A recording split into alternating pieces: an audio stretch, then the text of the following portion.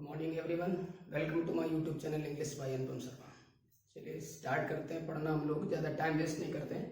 Parts of speech में noun से related points पढ़े जा रहे थे और उन्हीं नाउन्स में से हमने पहले नाउन के बारे में जाना कि नाउन क्या होता है, उसके काइंड्स कितने होते हैं। उसके बाद फिर हमने नाउन्स के बारे में पढ़ा, जेंडर के अकॉर्डिंग, नाउन जेंडर अकॉर्डिंग किस प्रकार से क्लासिफाई किया गया, किस किस काइंड्स में उसको बांटा गया है, कैसे क्वेश्चंस आते हैं उसमें जेंडर कैसे चेंज किए जाते हैं। फिर हमने नाउन्स एंड नंबर के बारे में पढ़ा कि नाउन सिंगुलर और प्लूरल कब बनता है, कौन से नाउन सिंगुलर होते हैं, कौन से प्लूरल होते हैं, कई ऐसे पॉइंट्स थे जहां पर आपको ये क्लियर किया गया कि कुछ नाउन्स ऐसे होते हैं जो दिखने में सिंगुलर लेकिन मीनिंग प्लूरल लगते हैं, कुछ ऐसे दिखने में प्लूरल लेकिन मीनिंग सिंगुलर, कुछ हमेशा सिंगुलर में ही यूज किए जाते हैं और कुछ नाउन्स हमेशा प्लूरल फॉर्म में ही रहते हैं। ये सारे पॉइंट्स हमने पढ़े कि कब नाउन को सिंगुलर यूज करना है, कब नाउन प्लूरल होगा। उसी में आगे बढ़ते नाउन के बारे में। नाउन केस का मतलब एक तरह से कारक, नाउन सेंटेंस में किस तरह से कार्य कर रहा है, उसका सेंटेंस में क्या रिलेशन बताया गया है, वही कहलाता है हमारा केस। नाउन जो होता है वो सेंटेंस में किस प्रकार से फंक्शन कर रहा है, किस प्रकार से कार्य कर रहा है, नाउन का क्या फंक्शन है, वो सेंटेंस में सब्जेक्ट की तरह वर्क कर रहा है, वो सेंटेंस में ऑब्जेक्ट तरह वर्क कर रहा है या किसी पर पोसेशन शो कर रहा है। ये सारी चीजें जिस फॉर्म में क्लियर हो जाती हैं वही हमारा कहलाता है केस। जैसे हिंदी में आपने पढ़ा हुआ कारक, कर्ता कारक, संस्कृत में भी आता है कर्म कारक, मतलब कर्ता की तरह कारक कार्य करने वाला, कर्म की तरह कार्य करने वाला। सेम ईयर आता है इंग्लिश में केस। तो अगर वो नाउन की तरह कार्य करता है तो नाउन, अगर वो सेंटेंस में सब्जेक्ट की तरह कार्य करता है तो सब्जेक्टिव केस, ऑब्जेक्ट तरह वर्क करता है तो ऑब्जेक्टिव केस, अगर किसी चीज पर पोसेशन शो कर रहा है तो पोसेसिव केस। ये सारे उसके केसेस होते हैं। अगर प्रोनाउंस में आते हैं तो प्रोनाउन भी होते हैं, नाउन या प्रोनाउन कुछ भी हो, अगर प्रोनाउन यूज किया गया तो प्रोनाउन का भी अपना अपना रिलेशन होता है, रिफ्लेक्सिव प्रोनाउन भी आते हैं वहां पर। और इसी प्रकार से नाउन का एक यूज होता है वोकैटिव केस में, जब किसी को आवाज लगाई जाती है। तो केस के बारे में हम लोग पढ़ते हैं। तो केस का मतलब वही फॉर्म है जो फॉर्म रिलेशन दर्शाता है कि उसका प्रयोग सेंटेंस में किस प्रकार से किया गया है, तो हमारा कहलाता है केस। अब केस कितने प्रकार के होते हैं, बात करें कि सेंटेंस में केस कितने प्रकार के होते हैं तो याद रखिएगा, केस को अगर हम डिवाइड करें तो 4 भागों में बांटा गया। पहला आपका आ गया नॉमिनेटिव केस, जिसे हम सब्जेक्टिव केस भी कहते हैं, मतलब कर्ता कारक, वो सेंटेंस में सब्जेक्ट की तरह वर्क करता है। दूसरा अगर हम बात करें तो दूसरा होता है हमारा ऑब्जेक्टिव केस।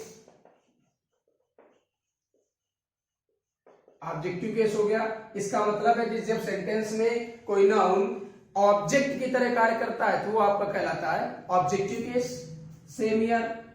अब अगर आगे बात करें कि और किस कंडीशन में, तो एक आता है आपका पोसेसिव केस। पोसेसिव केस का मतलब होता है पोसेशन शो करना, जहां पर किसी नाउन का किसी दूसरे नाउन पर एक अधिकार प्रकट किया जाता है, उसका रिलेशन प्रकट किया जाता है, पोसेशन शो किया जाता है, तो वो क्या कहलाता है पोसेसिव केस। और इसी में आता है आपका एक प्रयोग किया जाता है वोकैटिव केस। वोकैटिव केस का मतलब होता है जब किसी को आवाज लगाई जाती है, किसी को बुलाया जाता है, पुकारा जाता है, फिर अपनी बात बोली जाती है, वोकैटिव केस। और इसी में जब हम बात करते हैं तो इन्हीं नाउन्स के साथ में कभी कभी निजवाचक खुद का सेंस जब आता है तो वो हमारा रिफ्लेक्सिव सेंस में भी आता है।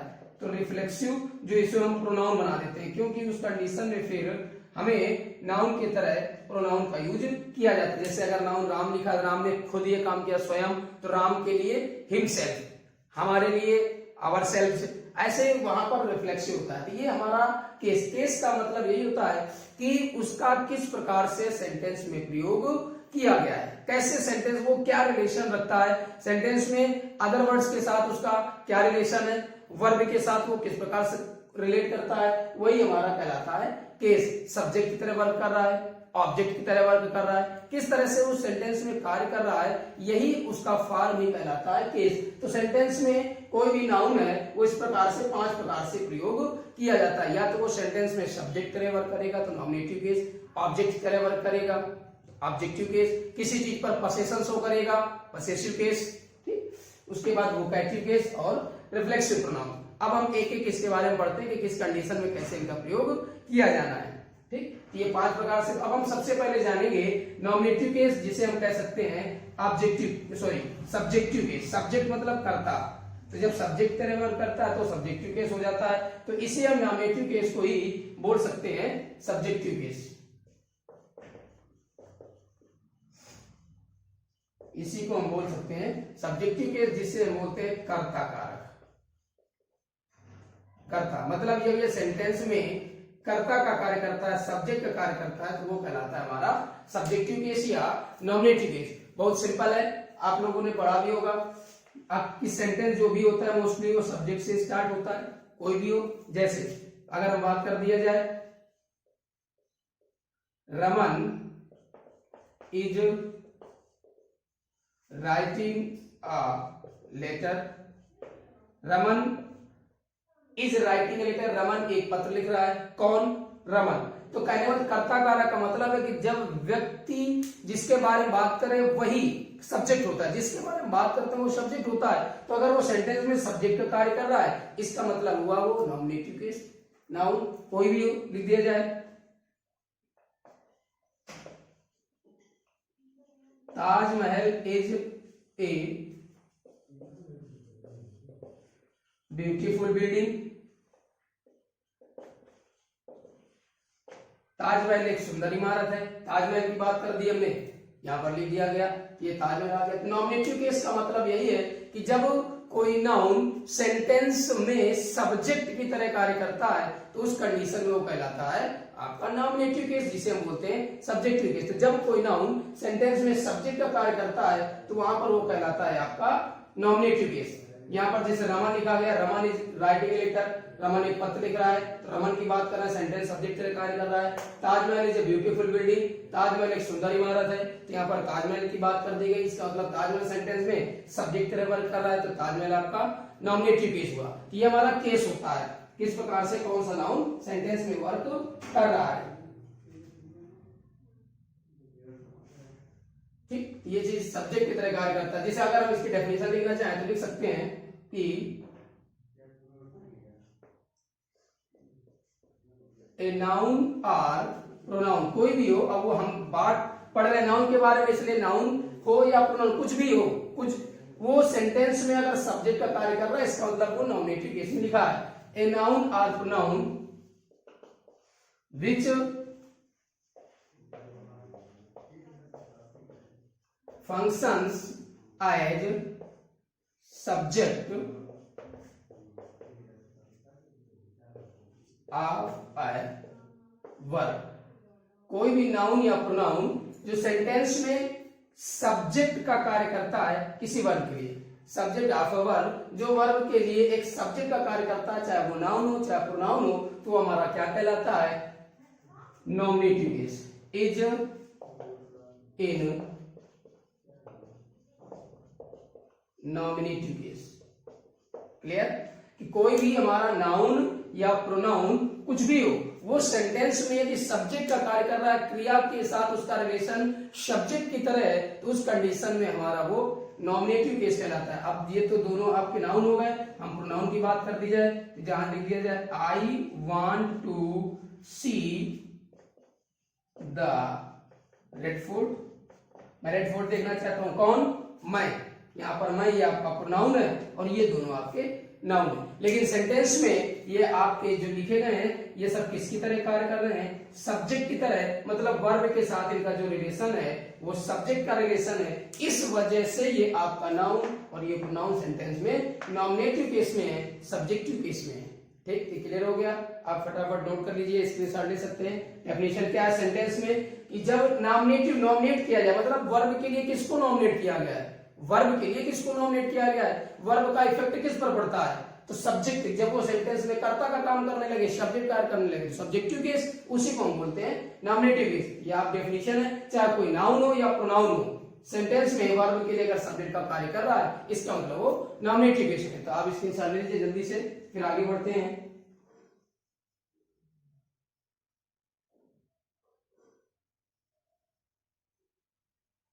ठीक हो गया? अब देखिए आगे, नॉमिनेटिव केस हो गया आपका कुछ भी। अब हमारा जो दूसरा केस आता है वो ऑब्जेक्टिव केस। ऑब्जेक्टिव केस का मतलब वो सेंटेंस में ऑब्जेक्ट की तरह कार्य करता है। अब कैसे पता चलेगा ऑब्जेक्ट तरह कार्य कर रहा है?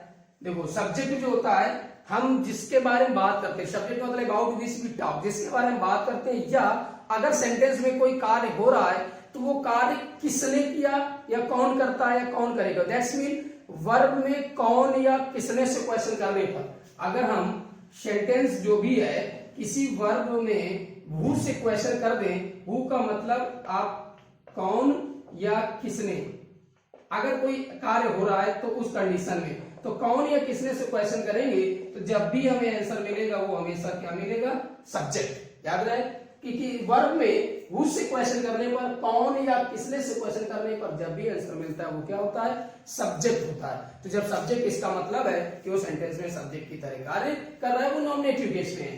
ठीक, याद रखिएगा, ये तभी आंसर मिलेगा जब सेंटेंस में कोई कार्य हो रहा होगा। अगर सेंटेंस में कोई कार्य नहीं हो रहा है तो फिर ये देखें हम किसके बारे में बात की जा रही है, सेंटेंस में सब्जेक्ट क्या है, और सब्जेक्ट हमेशा वर्ब के साथ या वर्ब से पहले ही लिखा जाता है। ठीक, अब दूसरा आता है कि और किस कंडीशन में हम यूज करते हैं। ठीक, आगे देखते हैं। तो दूसरा हमारा यह है कि जब कोई नाउन या प्रोनाउन है वो आपका ऑब्जेक्टिव केस में प्रयोग किया जाता है। ऑब्जेक्टिव केस, ऑब्जेक्टिव केस का मतलब कर्म। दैट्स मीन जब कोई नाउन या प्रोनाउन सेंटेंस में वर्ब के साथ ऑब्जेक्ट का रिलेशन दर्शाता है, अब वो सब्जेक्ट की नहीं, उसका रिलेशन ऑब्जेक्ट की तरह हो जाता है, वो ऑब्जेक्ट का वर्क करने लगता है, उस कंडीशन में वो क्या कहलाता है, आपका ऑब्जेक्टिव केस। तो हम डेफिनेशन जैसे पहले एग्जांपल लिख लेते हैं, किस तरीके से, जैसे लिख दिया जाए आई टीच हिम इंग्लिश। दूसरा लिख दिया जाए he gave Ramesh a pen. तीसरा सेंटेंस, एक और लिख दिया जाए Madan will send you a book. अब देखिए यहां पर 3 सेंटेंस लिखे गए हैं। आई टीच हिम इंग्लिश, मैं पढ़ाता हूं, हिम उसको इंग्लिश, मैं उसको इंग्लिश पढ़ाता हूं। ही गेव, उसने दिया रमेश को एक pen. Madan will send, Madan भेजेगा यू तुमको अ बुक, मदन तुमको एक बुक भेजेगा। अब देखिए यहां पर कार्य करने वाले जो व्यक्ति हैं वो ये है आई, ही और मदन। ये सेंटेंस में सब्जेक्ट का कार्य कर रहे हैं, सब्जेक्टिव केस कर्ता का काम कर रहे हैं। अब ये तो क्रियाएं, वर्ब, कार्य किया गया है। अब देखो मैंने बताया कि जब कोई नाउन सेंटेंस में ऑब्जेक्ट का वर्क करता है तो वो ऑब्जेक्टिव केस। अब पता कैसे चलता है, अब देखिए डेफिनेशन क्या है कि कोई भी नाउन या pronoun, noun or pronoun that functions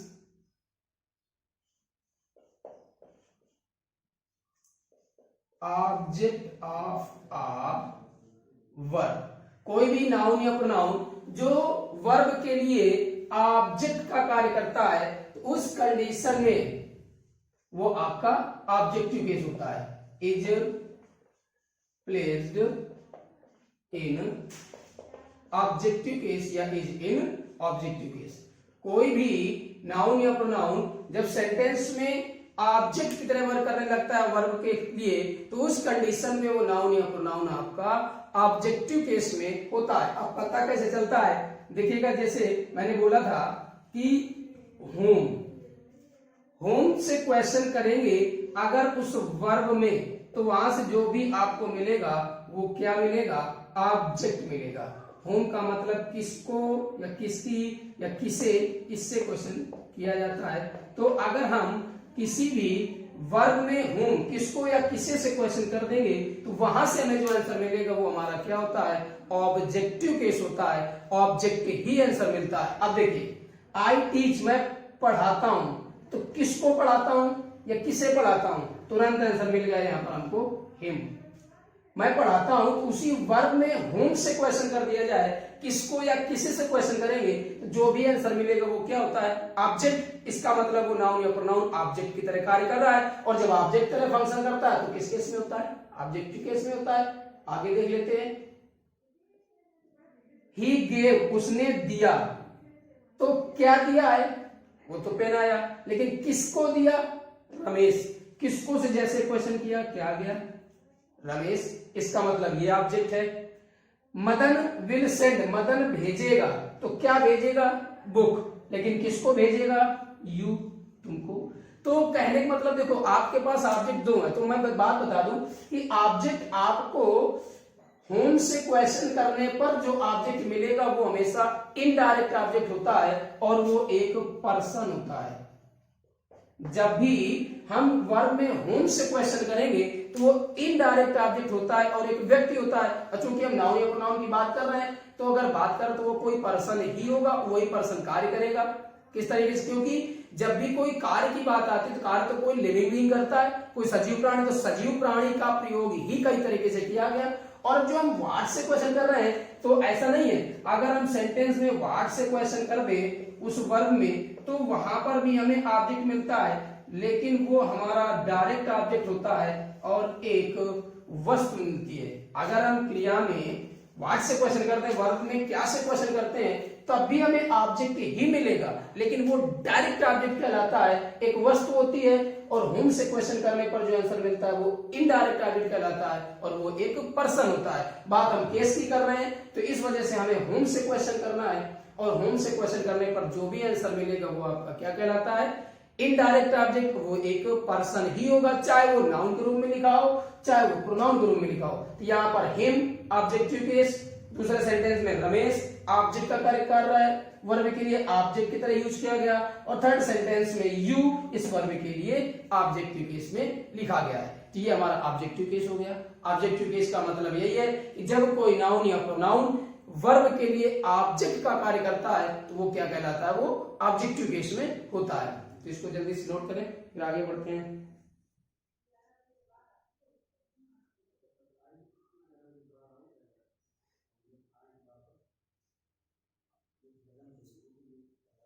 हो गया, देखिए आगे बढ़ते हैं हम लोग। पसेसिव केस, आप जल्दी से वर्ड्स फटाफट स्क्रीन शॉट ले लिए, या पहले से पेन कॉपी लेके बैठिए, जल्दी फट नोट कर लीजिए, ठीक। चलो आगे देखते हैं। अब ये हमारा ऑब्जेक्टिव केस हो गया। अब ऑब्जेक्टिव केस के बाद में यही नाउन या प्रोनाउन सेंटेंस में और किस तरह से कार्य करते हैं और इनका प्रयोग कैसे किया जाता है। तो एक आपने सुना होगा पसेशन, अधिकार, अधिकार शो करते हैं। तो जब कोई नाउन या प्रोनाउन किसी दूसरे नाउन या प्रोनाउन पर एक पसेशन शो करता है, एक अधिकार प्रकट करता है कि नहीं इसका इसके साथ ये रिलेशन है, इसका इस नाउन पर पसेशन है, तो ऐसी कंडीशन पे जब वो नाउन या प्रोनाउन को यूज किया जाता है तो वो हमारा किस केस में होता है, पसेसिव केस होता है, पजेसिव केस। तो तीसरा जो हमारा केस आ गया वो कहलाता है आपका पजेसिव केस। पजेसिव केस का मतलब है कि जब कोई नाउन या प्रोनाउन किसी दूसरे नाउन के साथ एक रिलेशन दर्शाता है, एक पसेशन शो करता है, तो उस कंडीशन में क्या कहलाते हैं लोग, पजेसिव केस कहलाता है। जैसे अब लिख दिया जाए, अधिकार अगर प्रकट करता है तो वहां पर जैसे लिख दिया जाए दिस इज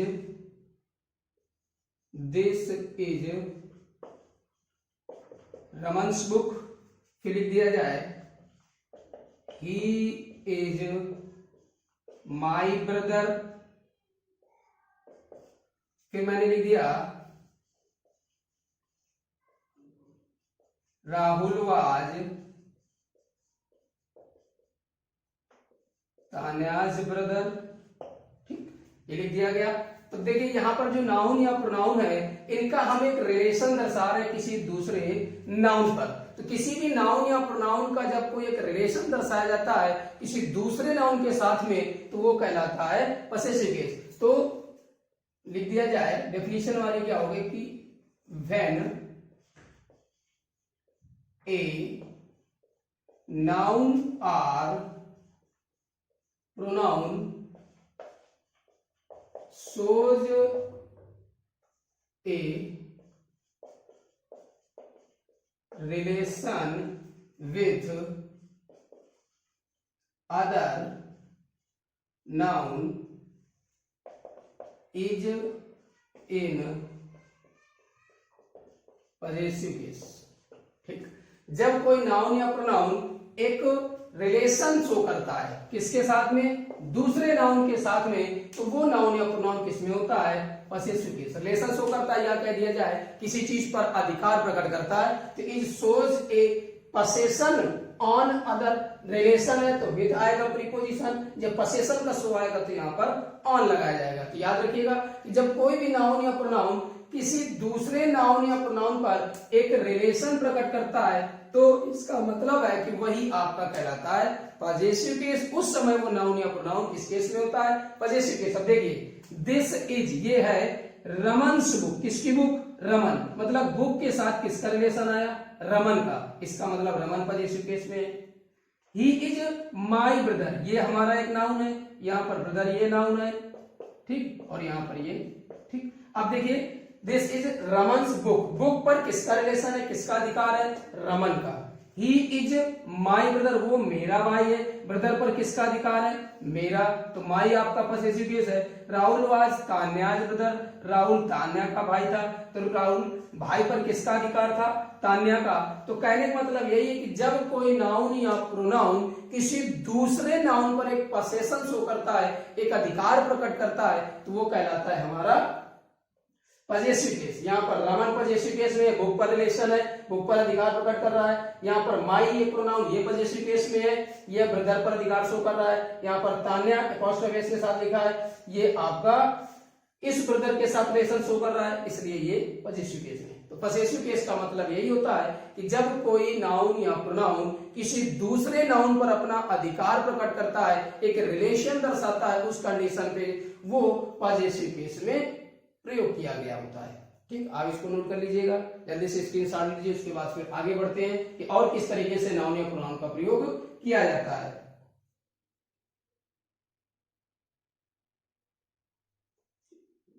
ये नोट हो गया। तो 3 केस हमने बताए। सबसे पहले नॉमिनेटिव केस, जब कोई नाउन या प्रोनाउन सेंटेंस में वर्ब के लिए सब्जेक्ट का कार्य करता है तो नॉमिनेटिव केस या सब्जेक्टिव केस। दूसरा बताया ऑब्जेक्टिव केस, जब कोई नाउन या प्रोनाउन वर्ब के लिए ऑब्जेक्ट तरह कार्य करता है तो वो ऑब्जेक्टिव केस में होता है। पता कैसे चलता है, ये भी मैंने बताया था कि अगर वर्ब में किसको या किसे से क्वेश्चन कर दिया जाए, वर्ब में हुम से क्वेश्चन करने पर जो भी आंसर मिलेगा वो आपका इनडायरेक्ट ऑब्जेक्ट होगा और वो आपका एक पर्सन होता है। और वर्ब में व्हाट से क्वेश्चन कर दिया जाए तो व्हाट से क्वेश्चन करने पर जो भी आंसर मिलेगा वो आपका एक डायरेक्ट ऑब्जेक्ट होता है, एक वस्तु होती है।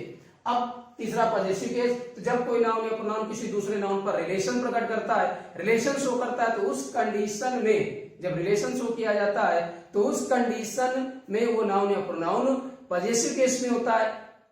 अब अगर कोई पर्सन नाउन लिखा गया है तो उस कंडीशन में अपॉस्ट्रोफी एस लगाते हैं, और अगर कोई प्रोनाउन लिखा गया तो उसका वो ऑब्जेक्ट पजेसिव केस लिखा जाता है। अभी क्लियर हो जाएगा कि प्रोनाउन का पजेसिव केस क्या होता है। ठीक, अब आगे देखते हैं, आगे बढ़ते हैं। हमारा चौथा है वोकैटिव केस। तो वोकैटिव केस का मतलब, वोकैटिव केस क्या होता है, वोकैटिव केस में वोकल एक आवाज लगाई जाती है जब कोई पर्सन किसी को पुकारता है, बुलाता है, उसके बाद अपनी बात बोलता है, वो कहलाता है वोकैटिव केस।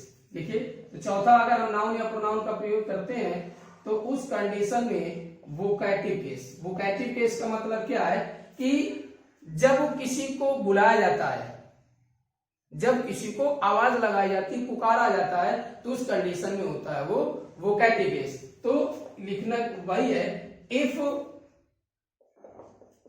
इट इज कॉल्ड, अगर किसी को बुलाते हैं, किसी भी नाउन है, अगर उसको आवाज लगाया जाता है, उसको पुकारा जाता है, तो उस कंडीशन में वो वोकैटिव है। जैसे एग्जांपल बिल्कुल सिंपल, इसमें कुछ नहीं है, इसलिए दिया जाए रोहन कम हियर, मतलब रोहन को आवाज लगाए, रोहन कम हियर। उसके बाद लिख दिया जाए are you going to market Ravi.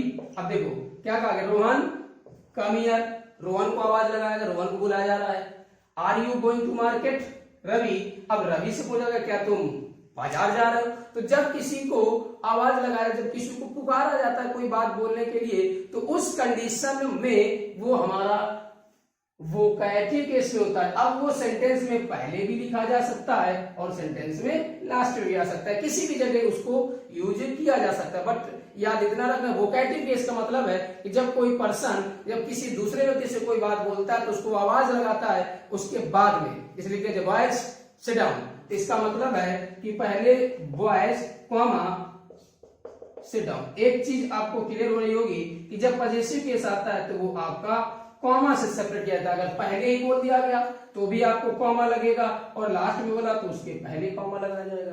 तो जब आपका वोकैटिव केस में आता है कोई नाउन तो वो कॉमा से सेपरेट किया जाता है। सिंपल है ये वोकैटिव केस। जब किसी से कोई कार्य करने के लिए जब कहा जाए तो पहले उनको आवाज लगाया जाए, पहले उनको पुकारा जाए, तो उस केस को कहते हैं हम लोग वोकैटिव केस। ठीक हो गया, इसको नोट कर लीजिएगा। फिर जल्दी से आगे बढ़ते हैं। वोकैटिव केस बिल्कुल सिंपल है, इसके हिसाब से इसमें कोई खास नोट करने की बात नहीं है। फिर भी अब आगे बढ़ते हैं। देखिए अब हम एक टेबल बनाते हैं किस प्रकार से सेंटेंस में प्रयोग किया जाता है। अगर कोई प्रोनाउन है या नाउन है जो भी है तो एक केस टेबल बनाते हैं। उस केस टेबल से आपको क्लियर हो जाएगा कैसे हम समझ पाएंगे। देखिए तो एक हम केस टेबल का मतलब यही है कि कोई नाउन या प्रोनाउन किस तरीके से प्रयोग किया जाता है तो उसका फॉर्म क्या होता है, क्योंकि जब भी प्रयोग किया जाता है तो अगर उसका केस बदल गया, केस का मतलब है कि उसका फॉर्म बदल जाता है, अर्थ भी उसका बदल जाता है। तो अब हम अगर बात करें तो नॉमिनेटिव केस, दूसरा हमारा होता है ऑब्जेक्टिव केस, तीसरा होता है पॉजेसिव केस,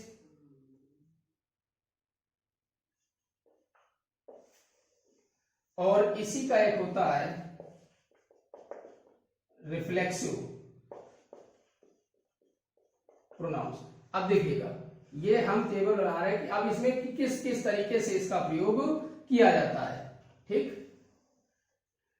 अब चाहे वो कोई नाउन हो या प्रोनाउन हो, देखिए चाहे कोई नाउन हो, अब हम बात प्रोनाउन के हिसाब से करते हैं कि किस तरीके से प्रोनाउन, क्योंकि नाउन में तो नाम लिखा होता है, नेम आएगा, वो सब्जेक्ट की तरह कार्य करेगा, ऑब्जेक्ट की तरह कार्य करेगा और पोजीशन शो करेगा तो अपोस्ट्रोफी एस लगाया जाता है। अगर हम प्रोनाउंस की बात कर रहे हैं तो ध्यान रखिएगा ही, तो इसका जो ऑब्जेक्टिव केस होता है वो क्या होता है हिम, और अगर पॉसेसिव केस की बात करें तो ही।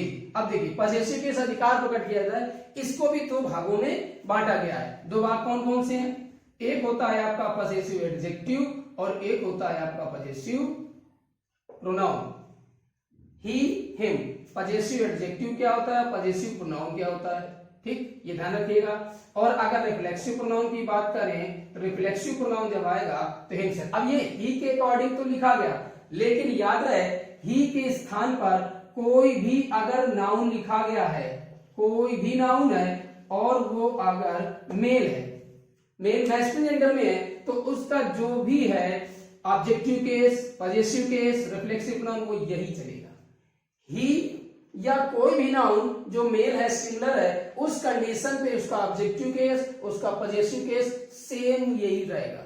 ठीक, दूसरा अब अगर हम बात कर दिया जाए सी, तो सी के साथ में अगर कोई नाउन है और वो आपका फीमेल है तो उस कंडीशन में ऑब्जेक्टिव केस हर, पॉसेसिव एडजेक्टिव हर, और जो पॉसेसिव प्रोनाउंस है वो हर से आएगा, और वहां पर जो रिफ्लेक्सिव प्रोनाउन की बात करेंगे वो हर सेल्फ हो जाएगा। ठीक, क्लियर। दूसरा आगे बढ़ते हैं, दे हमारा प्लूरल होता है, तो प्लूरल जब सेंस है तो यहां पर अब जब दे प्लूरल है इसका मतलब कोई भी नाउन लिखा गया हो, कोई भी नाउन है और अगर वो प्लूरल है तो उस कंडीशन पर वो चाहे मैस्कुलिन जेंडर हो चाहे फेमिनिन जेंडर हो, प्लूरल होना चाहिए। वहां पर फिर मेल या फीमेल से कोई फर्क नहीं पड़ता। उसका जो ऑब्जेक्टिव केस होगा देम, पॉसेसिव एडजेक्टिव दियर आएगा और प्रोनाउंस में दियर्स आएगा, और जो रिफ्लेक्सिव प्रोनाउन आएगा देम सेल्फ। याद रखिएगा जब सिंगुलर होगा तो सेल्फ आता है और जब प्लूरल होगा तो सेल्फ आता है। ठीक, ये हो गया। अब आगे बढ़ते हैं नेक्स्ट, यू तो यू की बात करें तो यू आपका सब्जेक्टिव केस ऑब्जेक्टिव केस दोनों में एक समान रहता है, सिर्फ इसका अर्थ बदल जाता है। चाहे वो सब्जेक्टिव केस में हो चाहे ऑब्जेक्टिव केस में हो, दोनों में वो यू की तरह ही लिखा है, यू एक ही जैसे फॉर्म में रहता है, सिर्फ उसका अर्थ बदल जाता है और उसी से हम पहचान लेते हैं। अब मेन एक पहचाने तरीका, अगर जो एक्शन वर्ब है उसके पहले लिखा गया है तो सब्जेक्ट है, एक्शन वर्ब के बाद लिखा गया है तो ऑब्जेक्ट है। वर्ब से पहले दिया गया है इसका मतलब वो सब्जेक्ट है, और वर्ब के बाद लिखा गया इसका मतलब वो ऑब्जेक्ट है। अब इसका पजेसिव केस की अगर बात करें तो पजेसिव एडजेक्टिव होता है योर और पजेसिव प्रोनाउंस होता है योर्स। अब देखिए यहां पर योर सेल्फ भी होता है और सेल्व्स भी होता है, ध्यान रखिएगा दोनों चीजें चलते हैं, योर सेल्फ और योर सेल्व्स बोथ आते हैं इसके साथ में। अब लास्ट में आपका जो आता है तो वी के साथ में ऑब्जेक्टिव केस अस, और वी का आपका पजेसिव एडजेक्टिव अवर और पजेसिव प्रोनाउन होता है अवर्स और अवर सेल्फ रिफ्लेक्सिव प्रोनाउन हो गया। वी हमेशा प्लूरल माना जाता है इसलिए वहां पर अवर सेल्फ ही रहेगा, कभी सेल्फ नहीं होगा। ही और शी सिमिलर है, इसके साथ कभी सेल्फ नहीं आएगा, सेल्फ ही रहेगा, याद रखिएगा।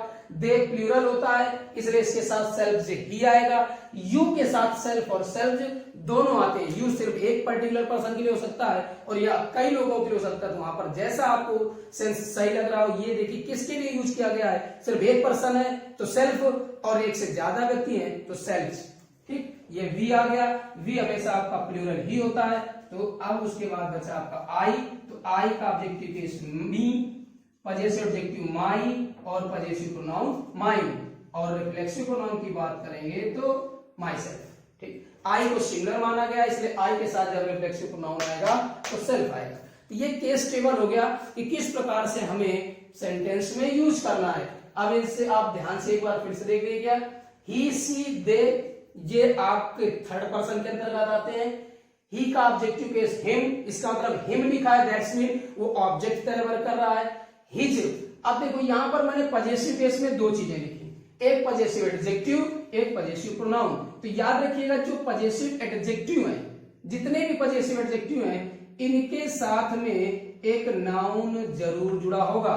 पजेसिव एडजेक्टिव तो his, her, their, your, our, my ये कभी अकेले प्रयोग नहीं किए जाएंगे, इन सब के साथ में नाउन का यूज किया जाएगा, इन सब के साथ में नाउन का यूज किया जाता है। और जो पजेसिव प्रोनाउन है ये सब अकेले ही लिखे जाते हैं। फॉर एग्जाम्पल, जैसे आपको एग्जाम्पल लिख देते हैं, क्लियर हो जाएगा कि पजेसिव एडजेक्टिव और पजेसिव प्रोनाउन में क्या अंतर है। जैसे आपको क्लियर जैसे लिख दिया जाए this is my book, my book पर रिलेशन दर्शा रहा है तो माई कभी अकेले नहीं आएगा, लेकिन ये एक कंडीशन में जिस नाउन पर रिलेशन दर्शाया गया अगर वो पहले ही इंडिकेट कर दिया गया तो माई तुरंत किसमें चेंज हो गया, माई। तो माई के साथ नाउन जुड़ा है तो एडजेक्टिव के साथ नाउन जरूर आएगा। तो माई बुक इसका मतलब यहां पर नाउन का लिखना जरूरी है, लेकिन जब वही नाउन पहले सब्जेक्ट की जगह चला जाए, उसके बारे में क्लियर मालूम हो, पहले बता दिया गया तो फिर माई प्रोनाउन माइन बदल जाएगा, जैसे आवर आवर्स में, योर योर्स में, क्लियर। तो ये आप इसको एक स्क्रीनशॉट ले लीजिए, इसको नोट कर लीजिएगा जल्दी से, इस प्रकार से केस का यूज किया जाता है। और अगर पजेसिव केस में आता है कोई नाउन है तो वहां पर उसका पसेशन जब शो करते हैं तो पसेशन में अपॉस्ट्रोफी एस का यूज किया जाता है। तो इसको जल्दी से नोट करें, फिर हम आगे बढ़ते हैं। एक पॉइंट और बता देते हैं आपको इंपॉर्टेंट,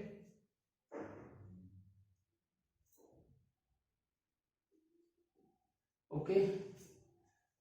ये याद रखिएगा कि ये पजेसिव एडजेक्टिव है, पजेसिव एडजेक्टिव कभी भी अकेले यूज नहीं होते, जिस नाउन पर अधिकार बताते हैं वो नाउन इनके साथ लिखा जाना जरूरी है, सबके साथ, इन बगैर नाउन के ये कभी नहीं आएंगे। अगर आपने नाउन नहीं लिखा तो तुरंत ये एडजेक्टिव प्रोनाउन में बदल जाते हैं। और एरर यहीं से पूछी जाती है कि दिस इज माई बुक, अब एरर क्या है कि बुक दिस के साथ जुड़ गया तो माई ऐसे ही लिख देगा, वही एरर है। माई को माइन में चेंज नहीं करेगा, वही आपके पास एरर है। और आपको जैसे देखिए कि माई अकेले लिखा है, कभी भी अकेले नहीं आता है। माई पजेसिव एडजेक्टिव माइन में, ऐसे आवर है तो आवर्स में, योर है योर्स में, ठीक। चलिए आगे बढ़ते हैं।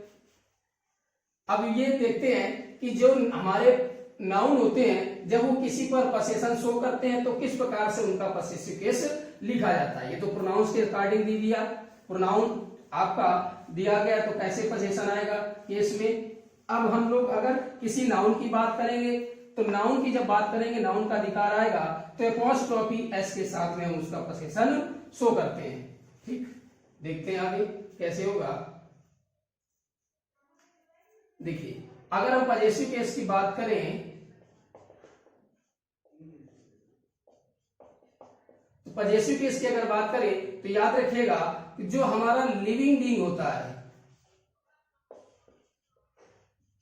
लिविंग बीइंग को एपॉस्ट्रोफी एस के साथ में हम लोग लिखते हैं जिस नाउन पर उसका अधिकार बताया जाता है।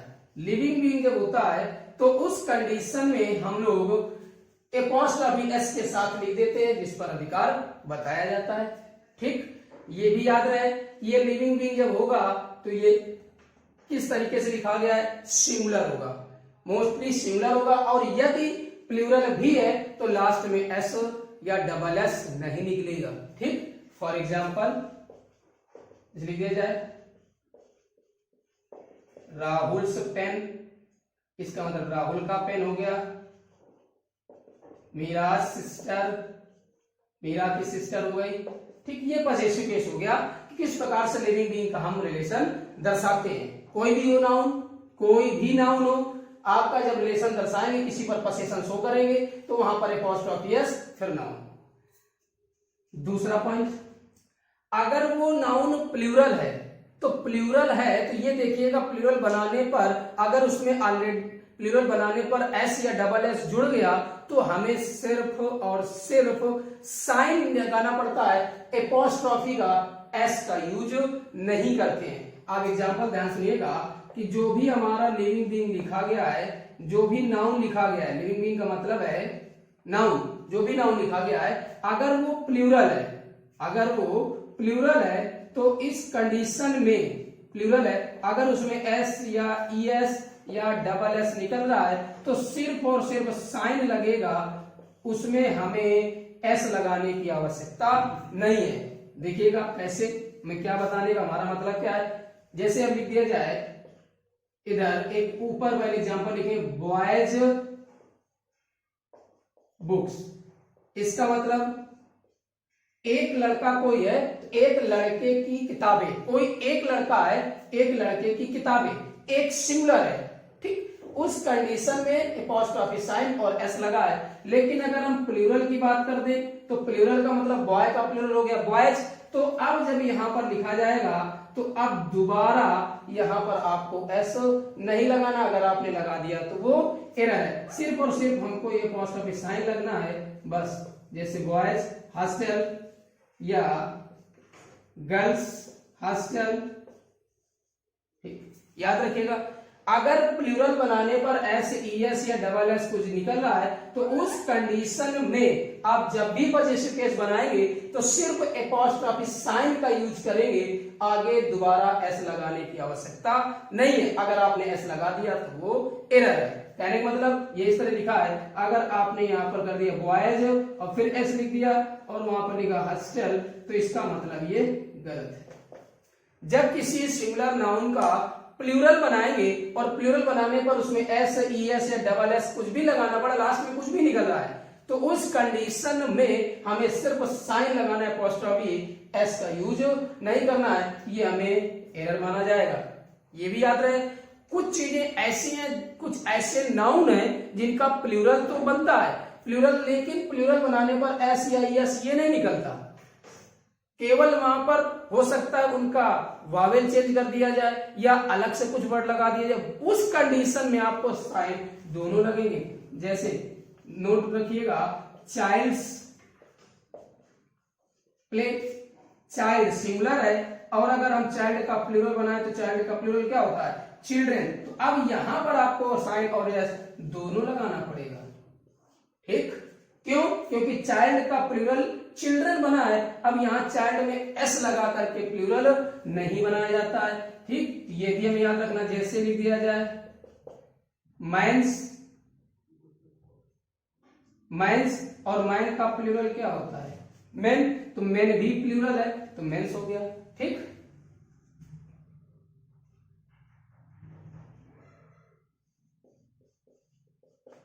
कुछ भी लिख दिया जाए आर्टिकल्स।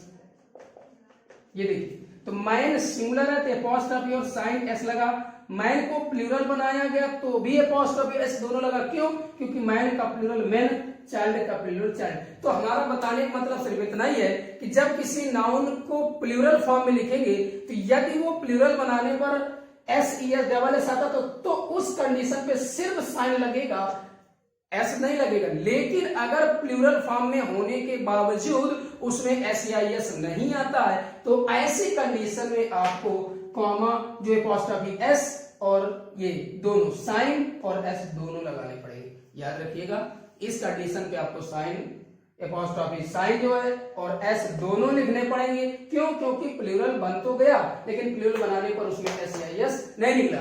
अगर प्लूरल बनाने पर एस या एस आ रहा है तो केवल साइन लगेगा, दोबारा एस नहीं लगेगा। जैसे बॉयज हॉस्टल, बॉयज प्लूरल है, दोबारा एस नहीं लगेगा। गर्ल्स हॉस्टल, गर्ल्स प्लूरल है, दोबारा एस नहीं लगेगा। हाँ, सिंगुलर है तो बॉयज, यहाँ मतलब एक लड़का, राहुल एक है, मीरा एक है, इस वजह से लगाया गया। ठीक, ओके, नोट कर लीजिएगा। पसेसिव के किस प्रकार से प्रयोग किया जाता है आप याद रहे, एरर ना हो कैसे हम लोग इनको लिखते हैं। हम लिविंग बीइंग की बात कर रहे हैं, सजीव प्राणी की बात कर रहे हैं, अभी हमने नॉन लिविंग थिंग्स की बात नहीं की है। ठीक हो गया, इसके साइड लेके जल्दी से आगे बढ़ते हैं। तो इंपॉर्टेंट पॉइंट्स है कैसे किस प्रकार से हमको इनको यूज करना है, ये चीजें याद रखिएगा, आपसे एरर नहीं होनी चाहिए। बहुत आगे देखते हैं कैसे एरर्स आपके। देखिए, अब मैंने एक लिविंग बीइंग का रिलेशन दर्शाया, इंपॉर्टेंट पॉइंट ध्यान सुनिएगा। लिविंग बीइंग का रिलेशन तो है, एपॉस्ट्रोफी एस से लगा दिया, लेकिन कभी भी डबल पॉजेसिव केस का प्रयोग नहीं किया जाता। कहने का मतलब ये है कि दो बार एपॉस्ट्रोफी एस का प्रयोग नहीं करते हैं। जैसे अगर हम लिख दें यहां पर, समझिएगा कि मोहन का भाई, ध्यान समझिएगा, मोहन का भाई, और फिर यहां पर लिख दिया जाए मोहन के भाई का दोस्त। तो मोहन का भाई, मोहन का भाई से रिलेशन और भाई का दोस्त है लिविंग बीइंग। अगर हम इसकी बात करें तो यहां पर क्या लिखा जाएगा? मोहन्स ब्रदर, बिल्कुल सही है। फिर अगर हम यहां पर बात कर दें तो मोहन का भाई, तो मोहन्स ब्रदर, बिल्कुल सही है। अब कह दिया भाई का दोस्त, तो ब्रदर ये भी तो लिविंग बीइंग है, तो अगर हम यहाँ पास्ट ऑफ यस लिख दें ब्रदर्स फ्रेंड, तो क्या ये सही है? बिल्कुल नहीं। एक बार तो हम एपॉस्ट्रोफी एस के साथ दूसरा रिलेशन नाउन का जोड़ सकते हैं, लेकिन दो बार लगातार एपॉस्ट्रोफी एस नहीं जोड़ेंगे। अब ये आपका एरर है। अगर ऐसी कंडीशन आती है तो ध्यान से पॉइंट सुनिएगा, अगर ऐसी कंडीशन आती है तो आपको क्या करना है, जो दूसरे नाउन का रिलेशन है ये हमें आगे लिखना पड़ेगा। कैसे आएगा? द फ्रेंड ऑफ, इस तरह लिखेंगे, the friend of Mohan's brother. अब ये सही है, बहुत इंपॉर्टेंट पॉइंट है, ध्यान सुनिएगा। मैंने क्या बोला, किस प्रकार से आपको लिखना है कि डबल पॉजेसिव केस का यूज नहीं किया जाता। दो बार आप एपॉस्ट्रोफी एस का यूज नहीं कर सकते, सिर्फ एक ही बार लिखा जाएगा। जैसे एक बार लिख दिया जाए, यहां पर हमने लिख दिया मीरा की पेंसिल, तो यहां पर मैंने लिख दिया मीराज पेंसिल, बिल्कुल सही है। अब यहां पर हम यहां पर लिख दें मीरा की पेंसिल का रंग। ठीक, मीरा की पेंसिल का कलर अगर इस तरह से लिख दें तो अब यहां पर नहीं है मीराज पेंसिल्स कलर। अगर आपने लिख दिया कि यहां पर मीराज पेंसिल्स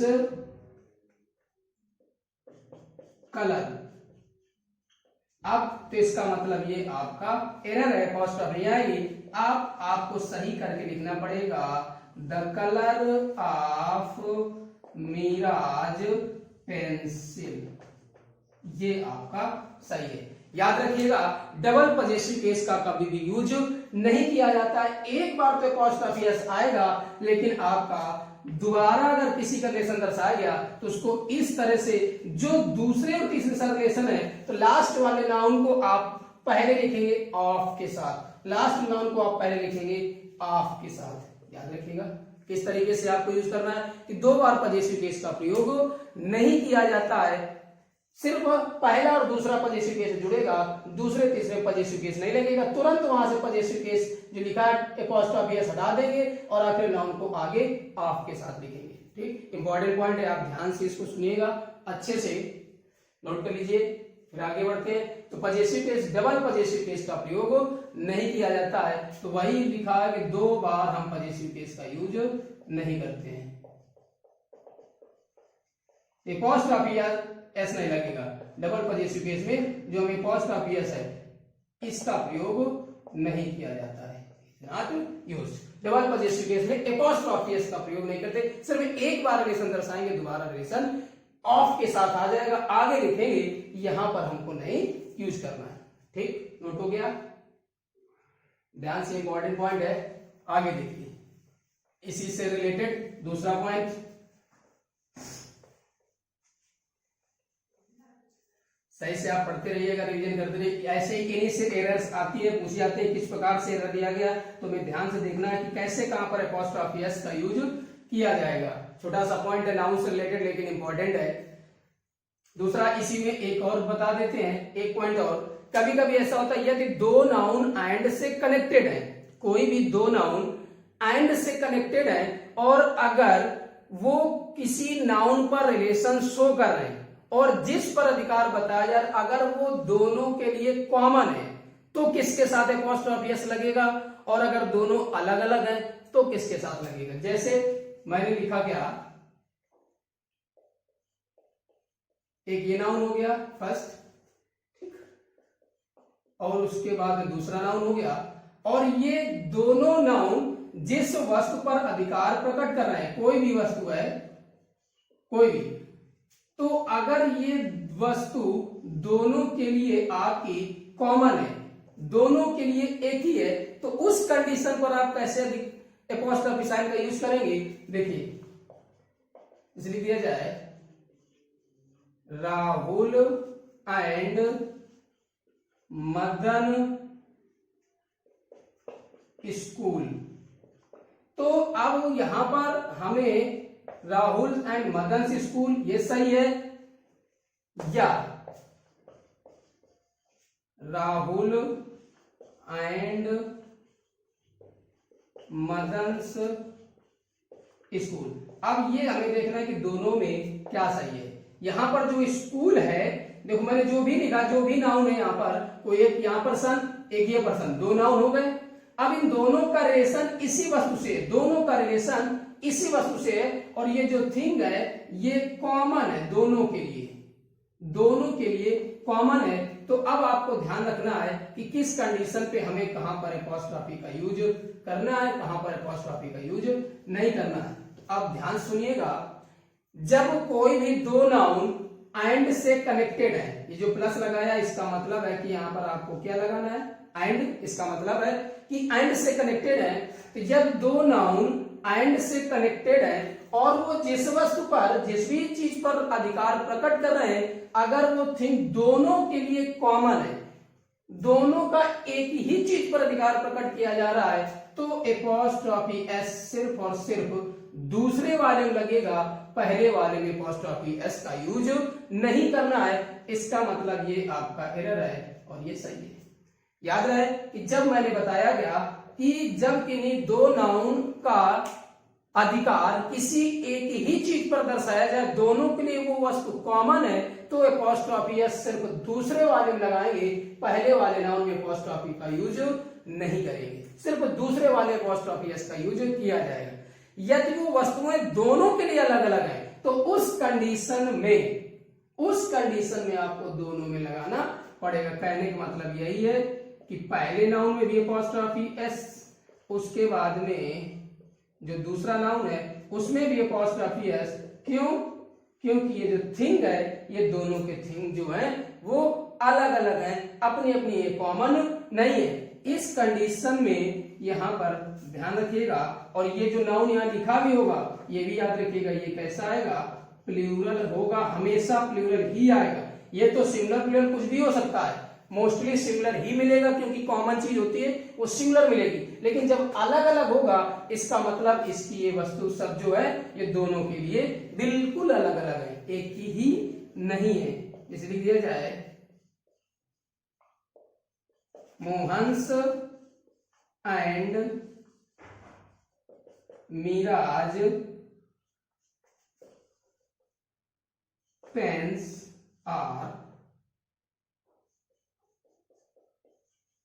कॉस्टली। अब देखिए Mohan's and Meera's pens are costly, Mohan के और मीरा के पेन महंगे।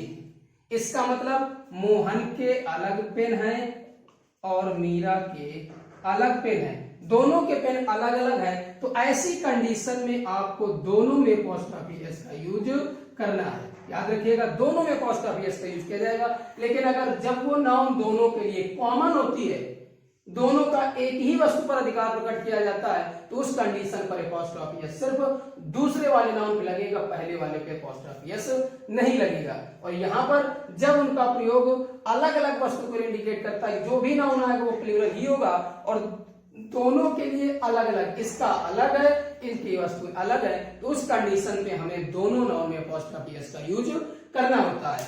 ठीक, याद रखिएगा किस प्रकार से, बहुत जरूरी पॉइंट है कि जब भी दो नाउन एंड से कनेक्टेड है और जिस नाउन पर अधिकार प्रकट किया जाए, अगर वो नाउन दोनों के लिए कॉमन है तो दूसरे वाले नाउन पर अपोस्ट्रोफी एस, और अगर दोनों के लिए अलग अलग है तो दोनों में अपोस्ट्रोफी एस का यूज किया जाएगा। जल्दी से इसके सामने लीजिएगा, उसके बाद एक पॉइंट और बता देते हैं आपको, देखते हैं। हो गया, आप ध्यान से पढ़ते रहिएगा अच्छे से। इंपॉर्टेंट पॉइंट्स है, एरर्स पूछी जा सकती है, इनसे आने की पॉसिबिलिटीज बहुत रहती है। ठीक, जो अभी सुपरटेट के एग्जाम में है वो ध्यान से किस तरह से इसमें एरर्स कहां पर आती है, कहीं से भी पूछा जा सकता है कि किस केस में कौन सा लिखा गया है, तो केस भी जानना बहुत जरूरी है। देखिए दूसरा मैं आपको एक पॉइंट और बता देता हूं कि अगर अभी तक हम लिविंग बीइंग की बात कर रहे थे, अब हम नॉन लिविंग थिंग्स की बात करें, तो जो नॉन लिविंग थिंग्स का अगर कभी हम रिलेशन दर्शाते हैं तो अपोस्ट्रोफी एस के साथ नहीं बताया जाता है, वो ऑफ के साथ लिखते हैं। तो अगर हम पोसेशन शो करें, कोई नॉन लिविंग थिंग्स है, तो उस नॉन लिविंग थिंग को हम कभी भी अपोस्ट्रोफी एस के साथ में नहीं लिखेंगे। नॉन लिविंग थिंग्स का प्रयोग अपोस्ट्रोफी एस के साथ नहीं होता है, उसको हम क्या करते हैं, ऑफ के साथ लिखा जाता है, जो भी हम नॉन लिविंग थिंग्स की बात करते हैं। जब भी हम नॉन लिविंग थिंग की बात करेंगे तो हमें वहां पर अपोस्ट्रोफी एस का यूज नहीं करना है, वो भी जब हम लिखेंगे तो इसके साथ, ऑफ के साथ लिखा जाता है। जैसे लिख दिया जाए चेयर्स लेग्स, ये आपका गलत है, यहां पर लिखना पड़ेगा लेग्स ऑफ चेयर। दूसरी लिख दिया जाए पेन्स कैप, तो ये आपका गलत है, तो यहां पर लिखना पड़ेगा द कैप ऑफ पेन। अब ये सही है। ठीक, कुछ भी रूम्स रूफ लिख दिया जाए, कमरे की छत, तो ये आपका गलत है, तो यहां पर आएगा रूफ ऑफ रूम। तो बताने मतलब यही है कि आपको जब नॉन लिविंग थिंग्स का रिलेशन शो करना है तो वहां पर अपोस्ट्रोफी एस के साथ नहीं आएगा, फिर हमें उसको ऑफ के साथ लिखना पड़ता है। जिस पर अधिकार प्रकट होता है वो पहले आएगा और जिसका रिलेशन है वो बाद में लिखा जाएगा। अपोस्ट्रोफी साइन का यूज नहीं करेंगे, अपोस्ट्रोफी एस नहीं लिखा जाता है। ये हमारे इंपॉर्टेंट पॉइंट्स थे पजेसिव केस से रिलेटेड, ध्यान से आप इनको पढ़िएगा अच्छे से, यहां से एरर्स आने की संभावना बहुत होती है। तो चलिए, ये नाउन केस के बारे में आप पढ़ रहे थे। हाँ, कभी कभी ऐसा होता है कि कुछ नॉन लिविंग थिंग्स होती हैं जिनको हम लिविंग बीइंग की तरह इस्तेमाल करते हैं, उनको मान लिया जाता है कि सजीव प्राणी, तो वहां पर अपोस्ट्रोफी एस का यूज कर दिया जाता है। जब हम नॉन लिविंग थिंग्स को लिविंग बीइंग की तरह मान लेते हैं कि नहीं ये कोई प्राकृतिक कोई सजीव है, उसके आधार पर जब हम लोग काम करते हैं तो वहां पर फिर हमको अपोस्ट्रोफी एस का यूज, जैसे प्रकृति का नियम है नेचर्स लॉ, ऐसा आता है तो वहां पर हम उनका प्रयोग कर दिया जाता है। या कभी कभी टाइम से रिलेटेड बात आती है, 2 दिन की छुट्टी, 2 days लीव, वहां पर अपॉस्ट्रोफी। तो कभी कभी रेयर केस में आते हैं, वो क्या पॉइंट्स हैं कि आपको पूरा चार्ट बना दे कहां पर हम अपॉस्ट्रोफी एस का यूज करते हैं, कहां पर यूज नहीं करते हैं। मोस्टली बस रूल यही है कि नॉन लिविंग थिंग्स के साथ अपॉस्ट्रोफी एस का यूज ना करके ऑफ के साथ लिखा जाता है। तो चलिए आगे बढ़ते हैं, आप लोग पढ़ते रहिए, प्रैक्टिस करते रहिए। अगर कोई डाउट्स है तो आप पूछते रहिएगा।